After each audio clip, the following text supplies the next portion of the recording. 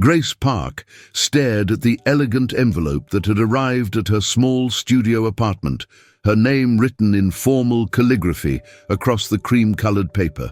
The return address belonged to Morrison & Associates, one of the city's most prestigious law firms, and Grace couldn't imagine why they would be contacting her. At 24, Grace lived a simple life working as a housekeeper for an agency that served wealthy clients throughout the city.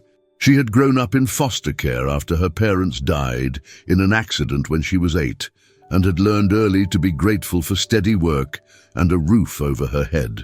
The letter inside was brief but formal, requesting her presence at the reading of Robert Harrison's last will and testament. Grace's hands trembled as she read the words. Mr. Harrison had been one of her clients during his final weeks of life, when illness had confined him to his mansion and he had needed round-the-clock care.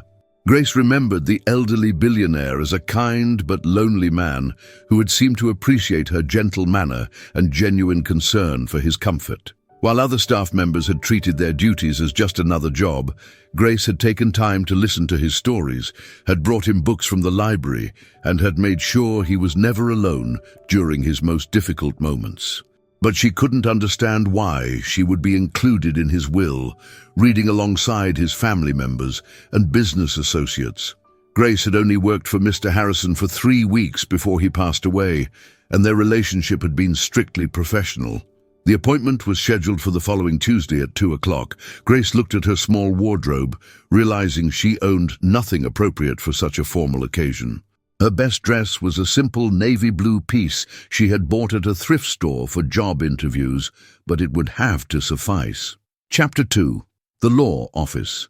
Grace arrived at Morrison & Associates 15 minutes early, her palms sweating as she approached the imposing glass building.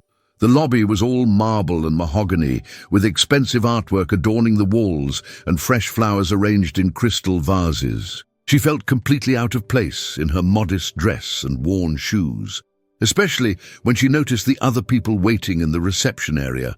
They were clearly members of high society, women in designer clothing and men in expensive suits, all carrying themselves with the confidence that came from a lifetime of privilege. Grace recognized some faces from newspaper society pages. Victoria Harrison, Robert's daughter, who ran a successful art gallery, his son Marcus, a prominent investment banker, and his nephew David, who had inherited his own family's real estate empire. There were also several people she didn't recognize, but who clearly belonged to the same wealthy social circle.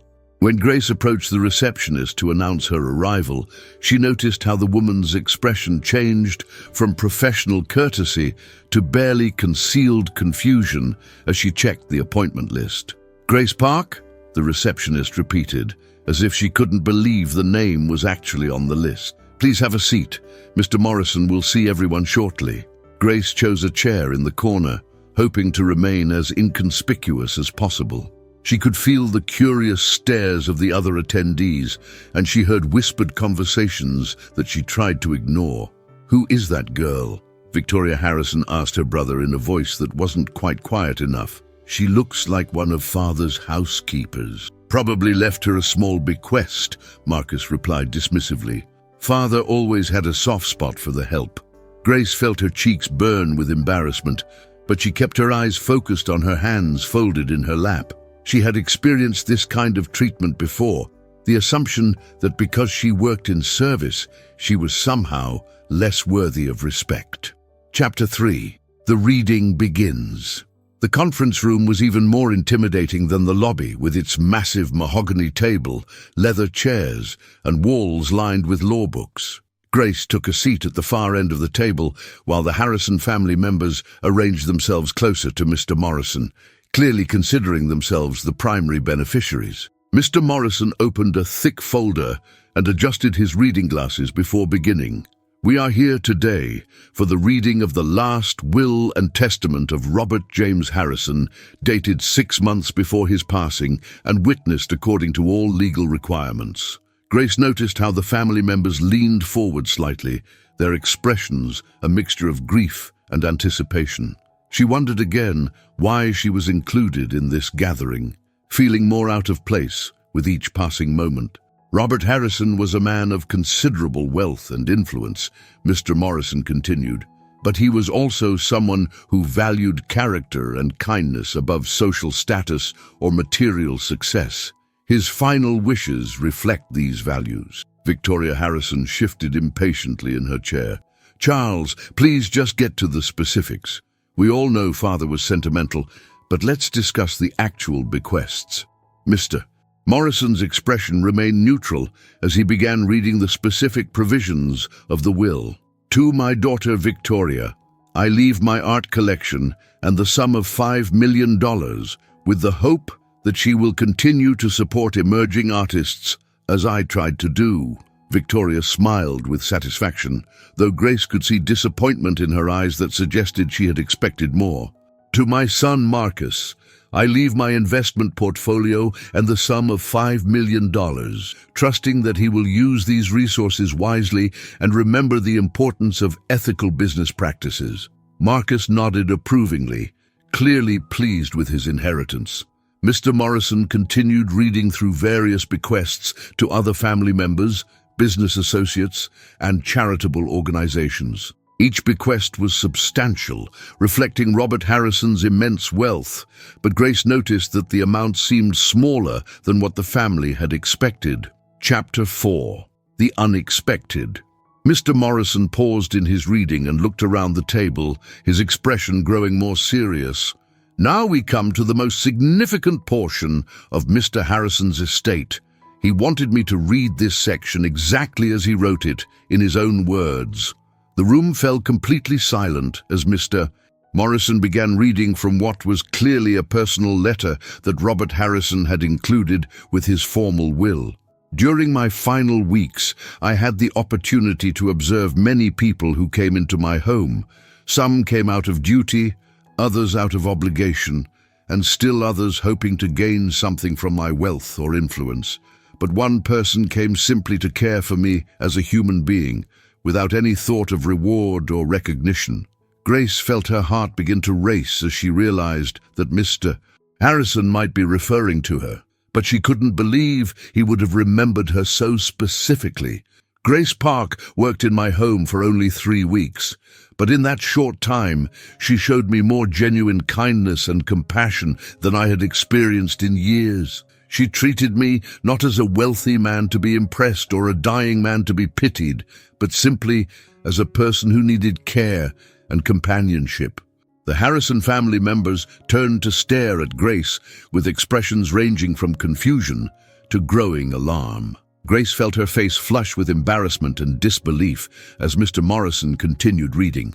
Grace brought me books because she noticed I was bored. She listened to my stories about the past because she genuinely cared about my experiences. She held my hand during difficult nights because she understood that everyone deserves comfort when they're afraid. She never asked for anything, never tried to impress me with false flattery, and never treated me differently because of my wealth. Victoria Harrison's expression had shifted from confusion to something approaching anger.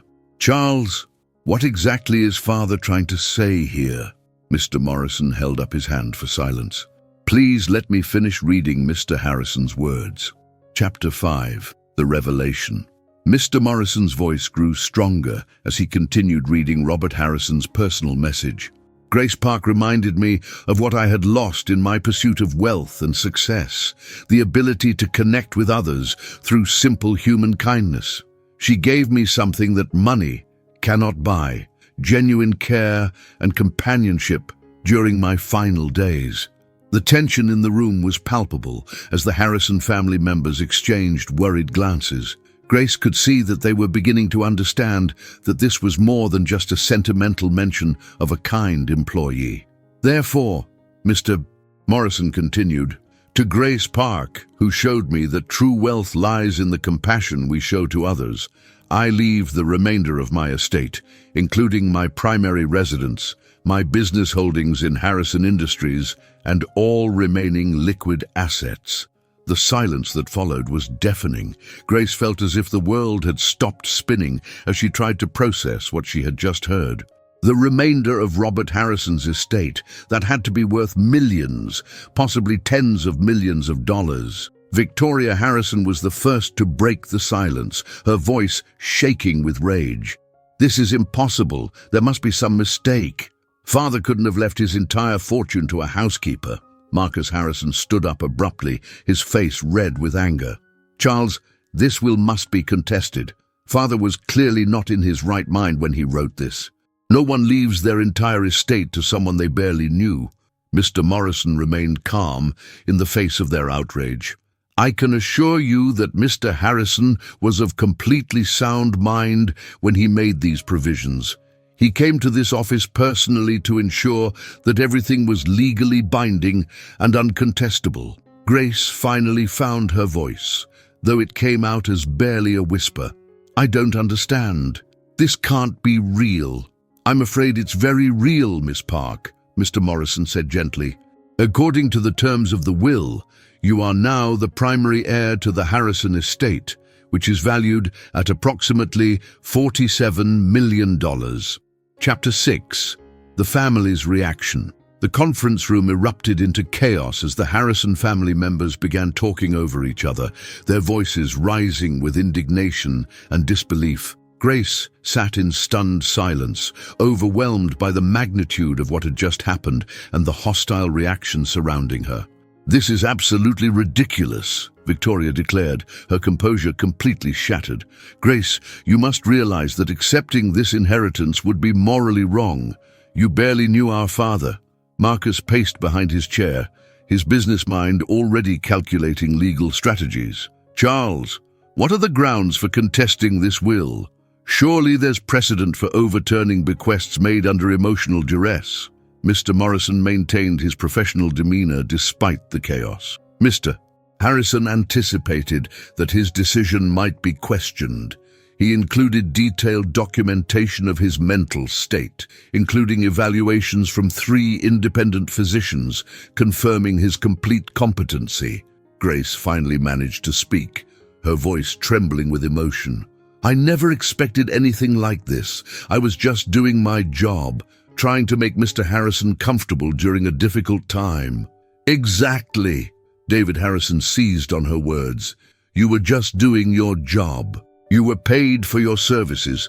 This inheritance is completely disproportionate to anything you could have done to deserve it." The cruelty in their voices cut through Grace's shock, reminding her of all the times throughout her life when people had made her feel small and unworthy because of her circumstances. But something about Mr. Harrison's words, read aloud in this room, gave her strength she didn't know she possessed. "Mr. Harrison was lonely," Grace said quietly, but with growing conviction. "He told me that people visited him because they felt obligated or because they wanted something from him. He said I was the first person in years who had shown him kindness without expecting anything in return." Victoria's expression grew even more hostile. "Don't you dare lecture us about our father's loneliness. We loved him, even if we couldn't spend every moment catering to his needs like a paid servant." Chapter 7. Standing strong. Grace felt the familiar urge to apologize, to make herself smaller, to somehow ease the tension that her very presence seemed to create. But as she looked around the table at the hostile faces of the Harrison family, she remembered Mr. Harrison's words about her worth and character. "I didn't manipulate anyone," Grace said quietly but firmly. "I cared for your father because he was a human being who deserved compassion during his final days. I'd never asked for anything, and I never expected anything." David Harrison leaned forward aggressively. "But you're going to take it anyway, aren't you? $47 million that should go to his children and grandchildren." Grace met his gaze steadily. "Your father made this decision. He was evaluated by 3 doctors and found to be completely competent. He chose to leave his money to someone he believed would use it well. And what exactly do you plan to do with a fortune you never earned?" Victoria's voice dripped with disdain. "Buy yourself a mansion? Designer clothes? Try to buy your way into society?" The question struck at Grace's deepest insecurities. But it also clarified something important for her. She thought about Mr. Harrison's words about using the wealth to help others, and suddenly she knew exactly what she wanted to do. "I'm going to establish a foundation," Grace said, her voice growing stronger with conviction, "for children who age out of foster care, to help them get education and job training so they don't have to struggle the way I did." The Harrison family exchanged glances, clearly not expecting such a thoughtful response. "I'm going to create scholarship programs for people who work in service industries so they can pursue their dreams without having to choose between education and survival," Grace continued. "And I'm going to make sure that elderly people who are alone have access to genuine companionship and care." Mr. Morrison smiled slightly, the first emotion he had shown during the entire proceeding. "I believe that's exactly what Mr. Harrison hoped you would do." Marcus Harrison's expression had shifted from anger to something approaching grudging respect. "You've really thought about this." "I've lived it," Grace replied simply. Chapter 8. The New Beginning. The will reading concluded with Mr. Morrison providing Grace with contact information for the estate's financial advisors and legal team. The Harrison family left without speaking to her again, their anger and disappointment evident in their stiff postures and cold silence. Grace remained in the conference room after everyone else had gone, still trying to process the magnitude of what had just happened. Mr. Morrison sat across from her, his expression kind and patient. "This is overwhelming," Grace admitted, her voice barely above a whisper. "I don't know anything about managing this kind of money or running a foundation." "Mr. Harrison anticipated that," Mr. Morrison replied. "He arranged for you to have access to the best financial advisors, lawyers, and philanthropic consultants in the city. You won't have to navigate this alone." Over the following weeks, Grace met with the estate's financial team and began to understand the full scope of her inheritance. In addition to the liquid assets, she now owned Harrison Industries, a diversified company with interests in real estate, technology, and manufacturing. The media attention was intense and largely negative. Newspaper headlines called her a gold digger and questioned her motives. Society columnists speculated about her background and criticized her lack of qualifications to manage such wealth. Grace found herself staying in her small apartment, afraid to venture out and face the scrutiny, but then she received a letter that changed her perspective entirely. It was from an elderly woman named Margaret Chen, who had read about Grace's story in the newspaper. Margaret wrote that she had been a housekeeper her entire life and had cared for many wealthy families, but had never been treated with the respect and dignity that Grace had shown Mr. Harrison. "You represent all of us who work quietly and humbly to care for others," Margaret wrote. "Don't let them make you ashamed of your kindness or your inheritance. Use it to show the world what people like us can accomplish when given the opportunity." The letter gave Grace the courage she needed to move forward with her plans. Chapter 9. Building the Foundation. Grace moved out of her studio apartment and into a modest but comfortable home in a middle-class neighborhood, deliberately choosing not to live in the Harrison mansion despite owning it. She wanted to remain connected to the world she came from while using her new resources to help others. Her first major decision was to establish the Grace Park Foundation, dedicated to supporting people who had aged out of foster care, workers in service industries seeking education, and elderly individuals who needed companionship and care. Grace hired a small but dedicated staff, including several people who had backgrounds similar to her own. She wanted the foundation to be run by people who understood struggle and could identify genuine need. The Harrison family's initial hostility gradually gave way to grudging acceptance as they saw how Grace was using the inheritance. Victoria Harrison even reached out to offer her art gallery as a venue for foundation fundraising events. "I still don't understand Father's decision," Victoria admitted during their first meeting since the will reading. "But I can see that you're trying to honor his wishes." Grace had also made the difficult decision to step back from the day-to-day operations of Harrison Industries, appointing experienced managers while retaining oversight to ensure the company operated ethically and supported her philanthropic goals. The media attention shifted from criticism to curiosity as Grace's foundation began making a real impact. Stories emerged of foster children receiving college scholarships, housekeepers and janitors earning nursing degrees, and elderly people finding companionship through the foundation's volunteer programs. Grace often thought about Mr. Harrison during quiet moments in her new life. She kept a photo of him on her desk. Not a formal portrait, but a candid shot from his final weeks when she had brought him a book of poetry and he had smiled with genuine happiness. "I hope I'm making you proud," she would whisper to the photo, remembering the lonely man who had seen something special in her simple acts of kindness. Chapter 10.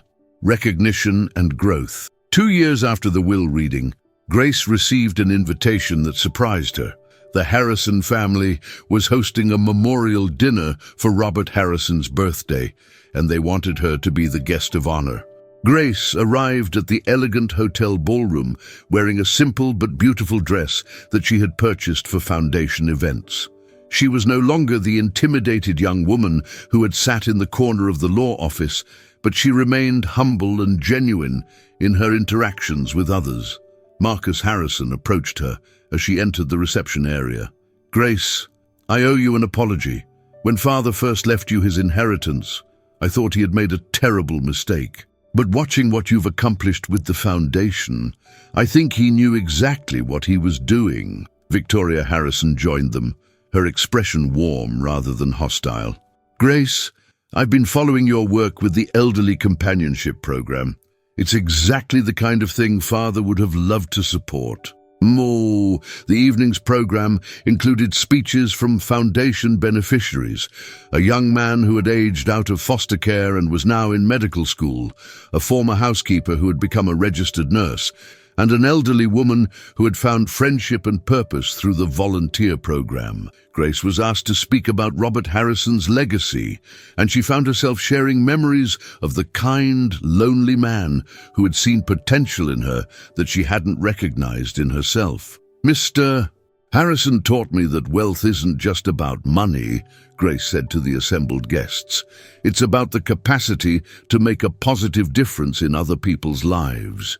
He gave me financial resources, but more importantly, he gave me the confidence to believe that my background and experiences were valuable, not shameful."